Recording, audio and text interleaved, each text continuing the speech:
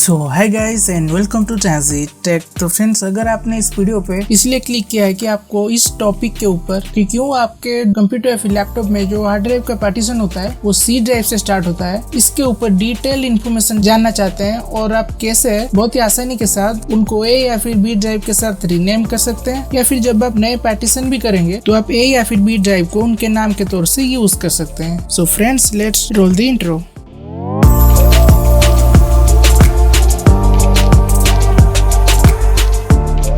तो friends, YouTube पे अगर आप इस टॉपिक पे कोई वीडियो देखते हैं तो वो लोग सिर्फ आपको यही बताएंगे कि ये पहले दो तरीके की फ्लॉपी डिस्क यूज होते थे और अभी हार्ड ड्राइव के आने के बाद उसका नाम सी हो गया। ये सब चीजें बताते हैं, पर मैं आपको इनके बारे में डिटेल में बताना चाहता हूँ।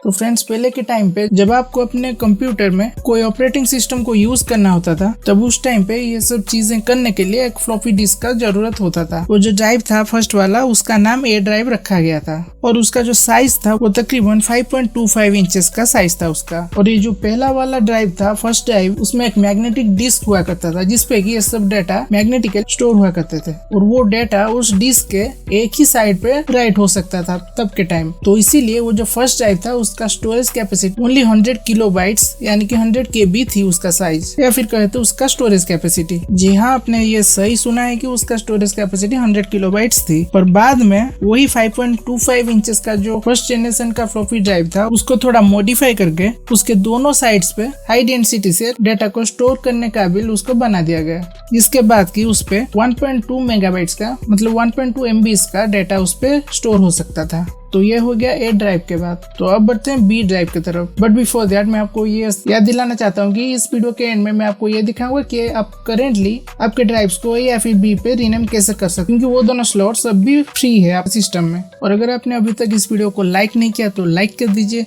और हमारे चैनल को सब्सक्राइब। तो ये जो बी ड्राइव है यानी कि 3.5 इंच का जो ड्राइव है वो फर्स्ट जनरेशन से काफी हद तक इम्प्रूव हो गया था। उस पे आपको डाटा ट्रांसफर रेट्स कुछ किलोबाइट्स तक फास्टर मिल रहे थे और साथ ही साथ उस पे आप 1.44 मेगाबाइट्स का फाइल को स्टोर कर सकते थे। मतलब 1 GB का फाइल स्टोर करने के लिए आपको तकरीबन 711 3.5 इंच का जो फ्लॉपी ड्राइव है या फिर फ्लॉपी डिस्क है उसकी आपको जरूरत पड़ जाएगा। और ये जो फ्लॉपी ड्राइव है वो फर्स्ट जनरेशन से काफी ज्यादा हाई डेंसिटी में डाटा को स्टोर कर सकता था तब, क्योंकि उससे और भी छोटे साइज में उससे बहुत ज्यादा डाटा। तो फ्रेंड्स, ये जो फ्लॉपी ड्राइव्स होते हैं उनमें आपको बहुत सारे कमियां मिल जाती है, जैसे कि ये सब बहुत ही इजीली डैमेज हो जाते थे अगर ये ज्यादा हीट हो जाते थे, या फिर कुछ देर तक डायरेक्ट सनलाइट में एक्सपोज होके रहते हैं, या फिर इवन डस्ट पार्टिकल से भी ये खराब हो जाते थे। और उनमें जो डिस्क होते थे वो भी प्लास्टिक का होते थे और उनमें मैग्नेटिकली डाटा स्टोर होती थी, क्योंकि इस प्लास्टिक के साथ कुछ चीजों को मिला के उस डिस्क को बनाई जाती थी और उसमें डाटा करप्शन भी बहुत इजीली हो जाता था। तो बाद में जो हार्ड ड्राइव्स आए उनका नाम सी ड्राइव रख दिया गया। तो अगर आपने कभी भी बायोस के थ्रू अपना ऑपरेटिंग सिस्टम इंस्टॉल किया हुआ है या फिर आप कभी भी डिस्क का पार्टीशन करते हैं तो आपको बाय डिफॉल्ट डिस्क का नेमिंग सिस्टम स्टार्ट होता है, वो इसीलिए सी ड्राइव से स्टार्ट होता है, क्योंकि पहले ही दोनों ए और बी टाइप की फ्लॉपी जा चुके हैं। अभी जनरली हार्ड डिस्क यूज होता है तो इसके लिए इनका जो डिफॉल्ट नेम है उसे सी ड्राइव के तौर से चूज किया जाता है और ये सब NTFS फाइल सिस्टम पे आधारित है। अब मैं आपको ये दिखाने वाला हूँ इस वीडियो में कि आप कैसे अपने किसी भी ड्राइव को या फिर बी से रीनेम कर सकते हैं। तो जैसे कि आप देख सकते हैं, सबसे पहले आपको इस स्टार्ट बटन पे क्लिक करना है और उसके बाद पार्टीशन सर्च करना है। तो यहाँ पे आपको जो पहला ऑप्शन मिल जाएगा create and format hard disk partition, उस पे क्लिक करना है और आपके सामने डिस्क मैनेजमेंट का विंडो खुल के आ जाएगा। तो क्योंकि मेरे यहाँ पे सारे ड्राइव्स रेडी है और उनका जो वॉल्यूम है वो पहले से ही सिंक्ड है, तो मैं भी जो एक्स नाम से ड्राइव है जिसका नाम कोड्स है उसे मैं आपको रीनेम करके इस वीडियो में दिखाने वाला हूँ।